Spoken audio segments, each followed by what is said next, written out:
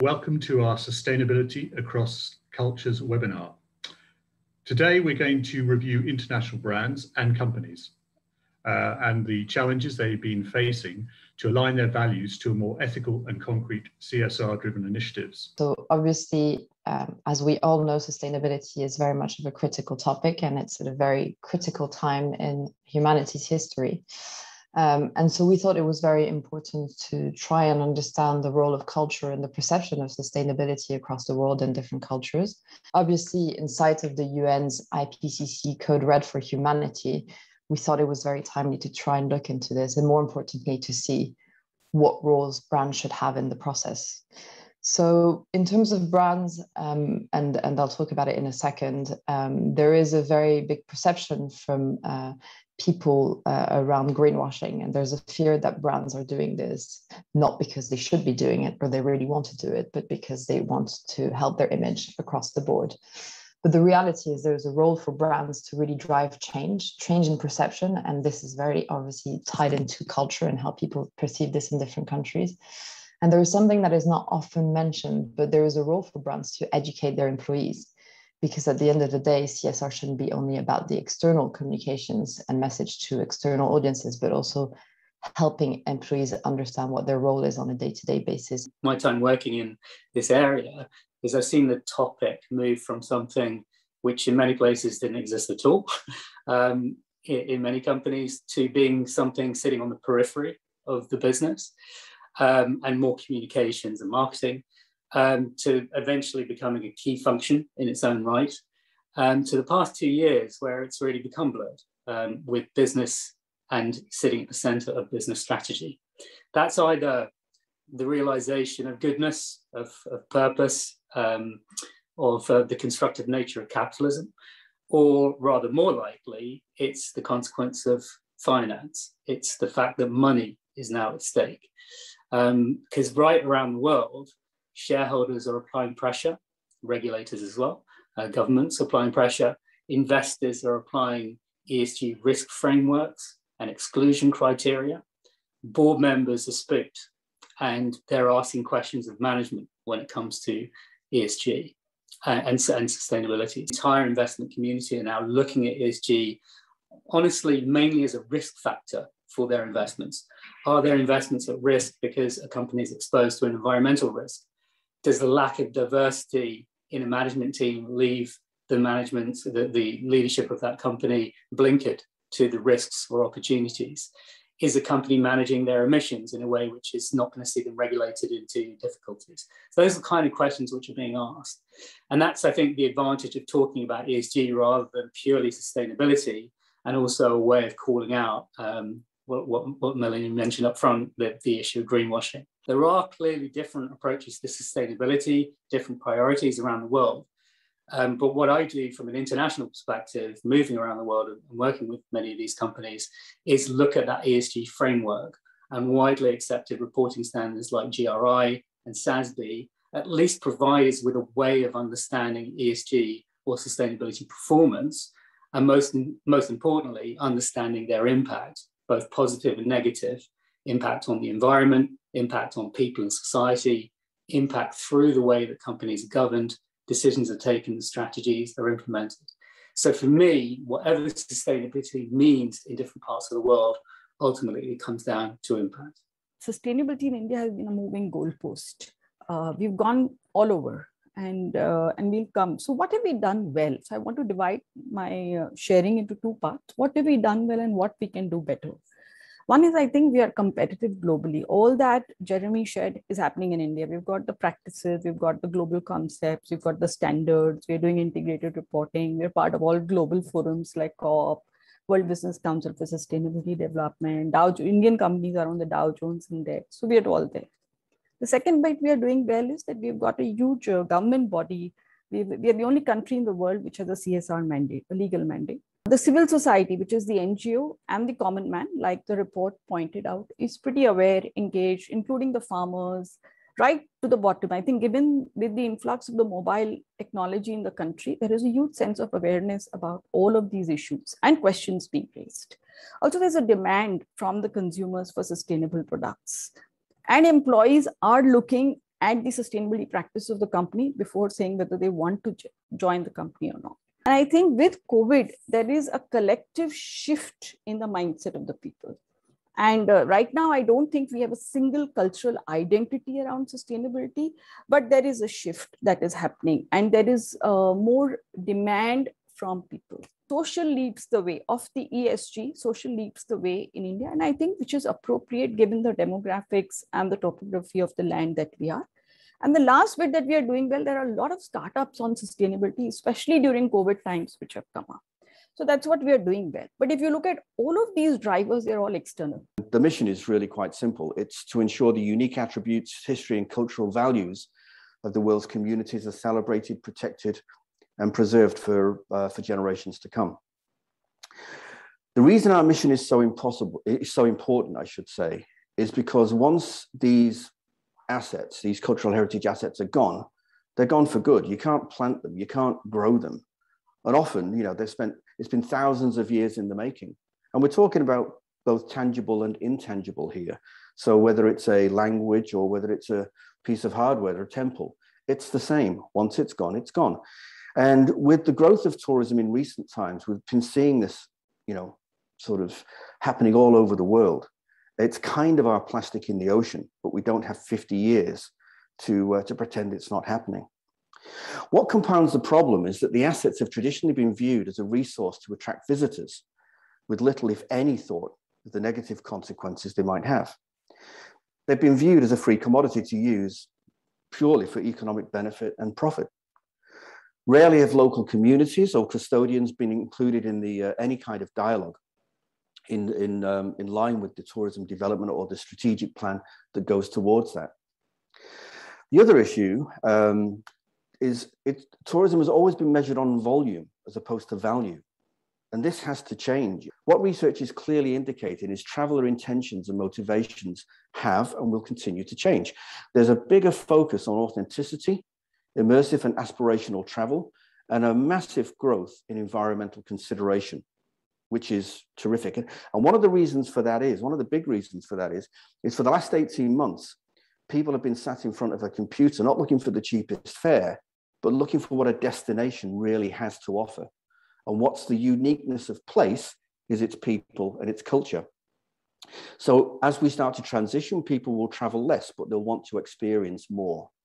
I work at AXA XL, which is an insurance and reinsurance company and a division of AXA. And so today I just wanted to speak sort of about one aspect of how we look at sort of the topic of sustainability in AXA XL, which is sort of the topic of ocean risk. Ocean is one of the key areas where, we'll be seeing the impacts of climate change and already are seeing the impacts of climate change from, sea level rise, the likely increased intensity of storms, ocean acidification, all of these impacts on coastal communities. And so sort of recognizing these impacts, in 2017, we launched the Ocean Risk Initiative at AXA XL to understand how the insurance industry, as a sector can and really should be a partner in building solutions to risks caused by changing ocean with a particular focus on nature-based solutions. And sort of foundation to the Ocean Risk Initiative is the idea that building ocean literacy globally, which really comes from the view of the first step to acting more sustainably is to increase education about these issues, not only in the classroom, for young students, which is what we do through AXA Ocean Education, but also, in the corporate world and in boardrooms and bringing these issues as something that people can think about, automatically in their mindset instead of something that's sort of in the back of their mind or not being brought to the table. What we do as part of this initiative and sort of the three core elements of what we try or what we're trying to achieve with the initiative. The first of which is driving product innovation. That is sort of driving the development of insurance and finance instruments and products that help communities better understand the risks caused by changing ocean and to help build resilience in those communities.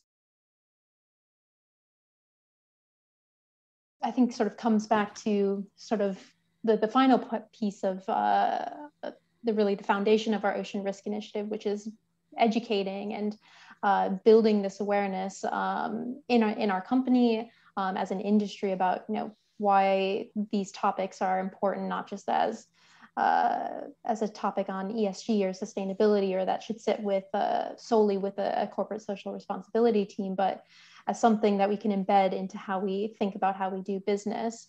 And part of that is involving our colleagues outside of the sustainability teams to think about these issues. At AXA XL, for example, we run an Ocean Ambassador program, which is sort of an internal network of colleagues that are interested in the ocean and interested in how they can get involved and sort of incorporate, an ocean mindset, that perspective into how they do business, and better understand how these topics that we're studying around ocean risk and can be linked to their other day jobs, and how they can sort of start thinking about that when they're underwriting with a client or looking at various insurance policies. So I think that piece is really key, is bringing it,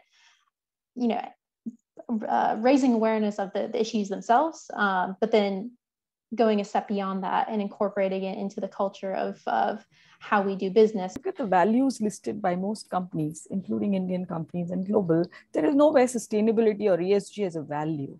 We're talking about all the other things, but that, I think that's one way to embed it. Also, when you look at the impact and what is the, not just impact of the sustainability or the ESG initiatives, but the impact on the bottom line and the top line. And that's where you start engaging more people beyond the function. I think those are the two things that I've found. The third thing I've found is most sustainability professionals wait for a mandate coming from the top. So sustainability is a very top-driven agenda versus there is no meeting ground of sustainability professionals speaking the business language. Every time I am coaching somebody, can I embed the thought of sustainability in the leader? That as you're growing as a leader, can you lead the sustainability conversation? What we have seen is in that initial phase, we saw incredible pressure within organizations, actually driven heavily by senior leadership, to say, okay, how do we react to this in a positive way? And we saw massive pressure from employees. Ruby was talking about employee pressure and how do you get employees involved. We saw real pressure from employees saying to their organizations, we need to make a difference here. We need to step up. It's going to be interesting to see when it really does feel like we're getting out of this crisis, what the response is going to be. What we envisage, which I think we're starting to see now, is that there are a growing number of stakeholders, consumers as well, saying our next big crisis after COVID is climate change. I think there's a huge shift. Let me give you an example. The most premium management institution in India, I'm the Indian Management Institution, the highest recruitment was for an NGO versus a corporate. People are not looking at jobs in corporations. Now, this is 24, 25-year-old people, and I think they will define the country. That itself, I think, is a huge shift that I'm seeing. But like Jaremy, I'm a little worried. There is a weariness. We are a large country. We've got a lot of people. And how much will we be able to walk and maintain this new optimism around, the other is a little bit question mark. And I think somewhere shift will happen. With environment and sustainability, it demonstrates leadership. And I think there's a desire from the leadership around the world, certainly in my industry, to be seen to be doing the right thing. We are currently undertaking the largest carrying capacity study ever done of its kind for the city of Athens. And the idea being that they understand that in the past, because tourism has grown organically and they've just basically kind of made it up as they went along, like tourism industry's done, because it's never slowed down. So they've had a chance to take a step back and take a breath and to look at what needs to be done. And the first thing they have to do is to understand what they can take before they break, what they can take in terms of tourists, how they spread them out geographically and seasonally, and when is enough enough. In the future, a good place to live will be a good place to visit. And everything that you do in terms of urban development and supporting your community has to have that as its heart.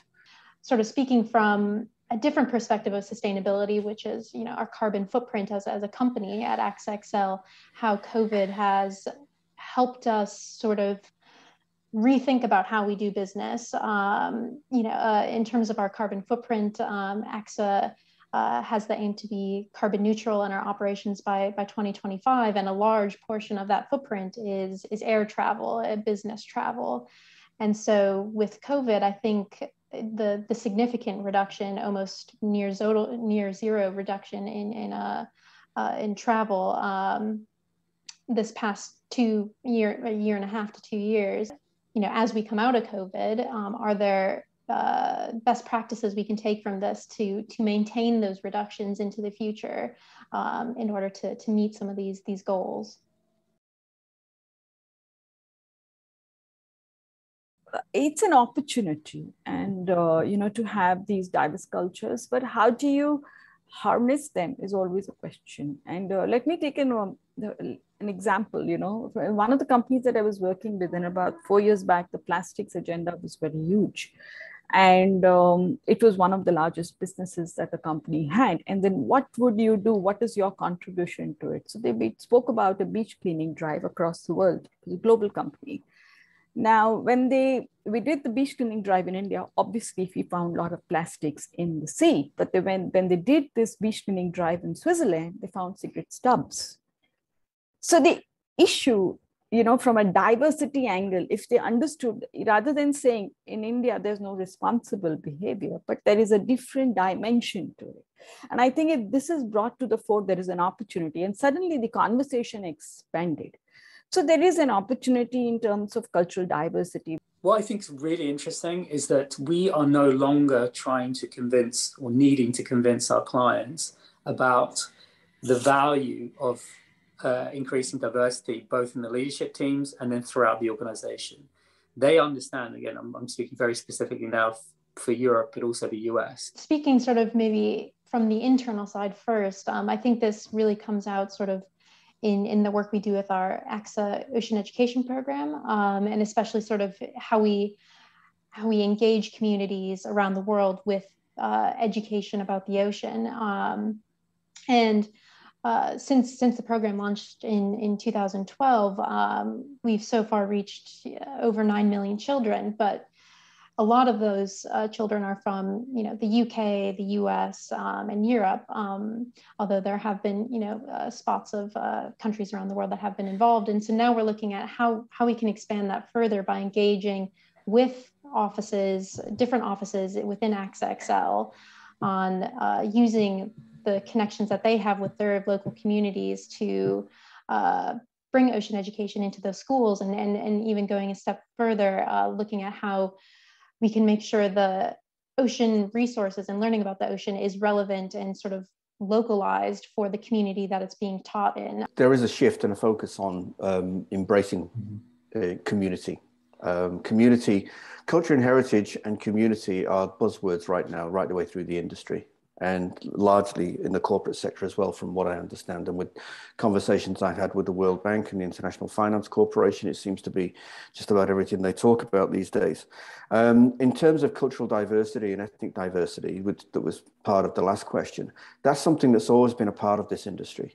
It's seen as a massive benefit or an asset to a company, because we're working in global markets, and the more sort of diversity you have contained within your company, your organization, then the more insight you have into these markets that you want to develop.